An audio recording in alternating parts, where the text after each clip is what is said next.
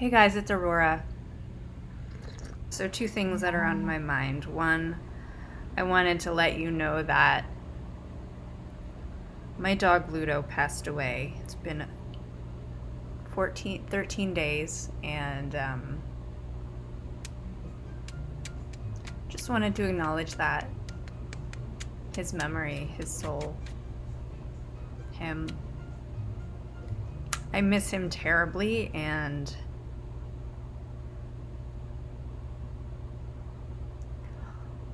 I've started fostering a new pup named Morley,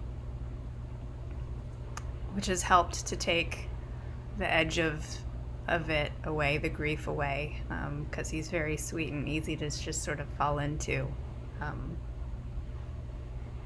But yeah, and the other thing that I want to talk about is the racism that's going on in the U.S. and how we as white people need to be supporting and listening to and helping our Black community. I personally don't feel like I've done enough, and so I know there are probably others out there. At least this week, it's really hit home how much I get it. Just at least I get it at the level that I get it, you know. But I'm deeply feeling the hurt and the pain and the sorrow from the next killing, the next murder, the next innocent man being lynched. And I'm tired of cops abusing their authority. I know there are lots of good cops out there too.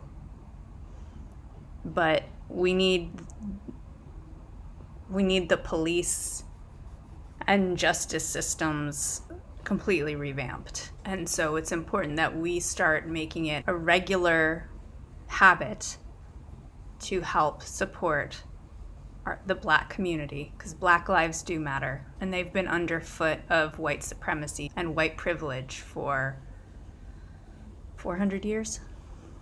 And I think some important lessons I've learned this week are: one, no white person is immune from racism, and relying on our privilege to further ourselves while not helping our darker complected, that's all it is, human beings.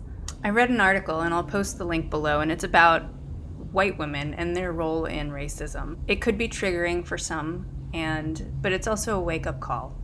And there are certain points in there that I hadn't taken into consideration before, and one of them that really hit home for me were the lessons that get passed down through your ancestry.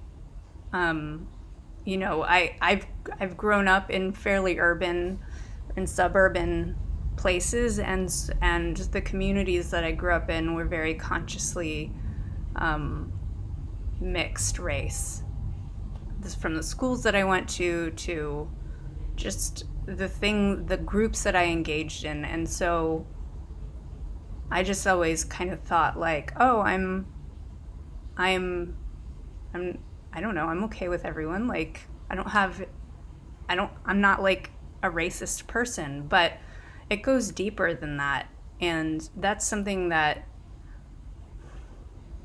stupidly, I guess I'm just becoming aware of. I'm just becoming aware of how deep it goes. And one thing this article said was, you get sort of life lessons from your parents, your mom, and your mom got life lessons from her mom, and your grandmother got life lessons from her mom. And, you know, if you were here long enough and you haven't immigrated, you probably have slave owners in your ancestry. And those lessons got passed down from generation to generation to a point where it becomes sort of not even a conscious thing.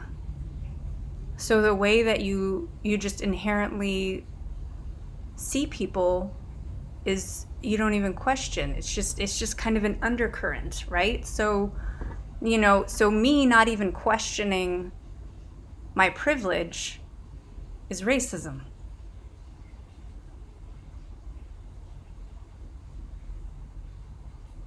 And acknowledging that it's painful. But what it does is it holds me accountable to being a better human being and to looking out for others better. I think the other important thing is to learn our country's history, the USA's history of what has actually gone on, not just what we learned in history class growing up. I will leave another link below that is super deep, and if you go digging down the rabbit holes of the points and the events that are listed, it's sort of almost never ending. And I also want to point out a couple of, I think, people to support and places to go, especially if you want to do activist work like Color of Change.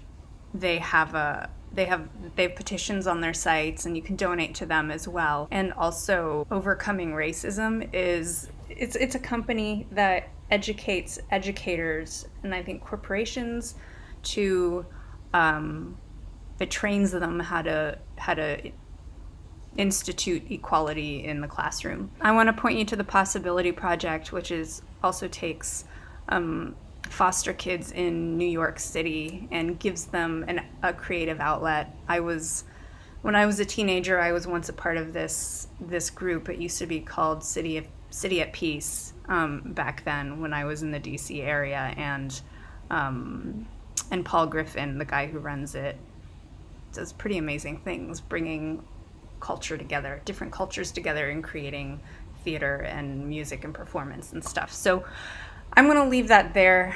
If you have any links to add, please do. That would be amazing. And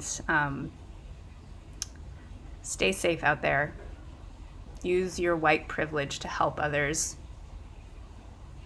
And thank you for doing all of that.